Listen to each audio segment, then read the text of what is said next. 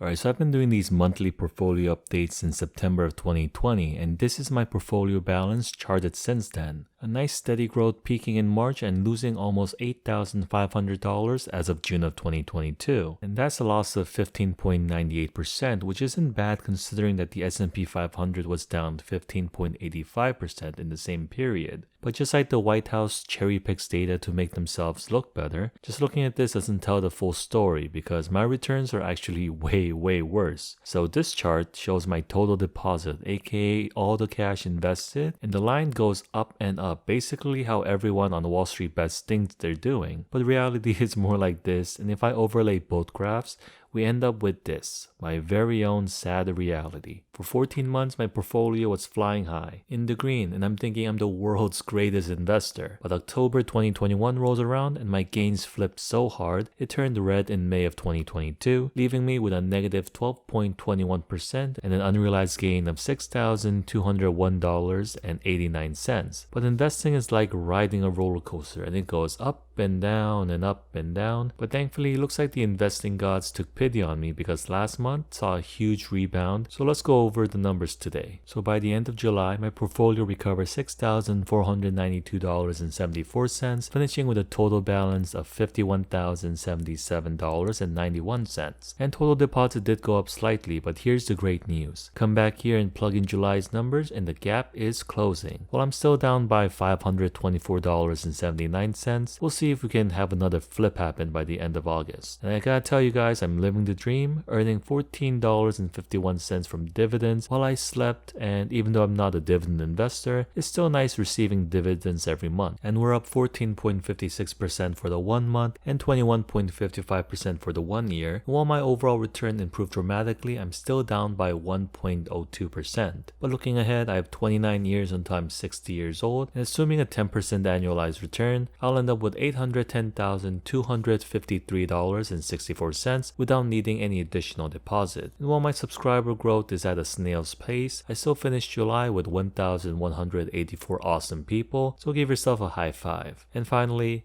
I did expect to earn thousands of dollars a month as a YouTuber, but surprise, I earned just $4.84 in July, which brings my total YouTube earning to $175.60. If I add these two red numbers together, that gives me $11.07, which takes me over the minimum deposit threshold for M1 Finance. So August 10th, I deposit that amount, and coupled with the 1-cent dividend I received from MasterCard, I brought $11.08 in these 11 stocks that were in my funded by YouTube portfolio. And I know it's not a lot, but it's a start, and we'll see how much I earn from YouTube next month. But until then, have a wonderful day, and I catch you guys all next time with more financial shenanigans.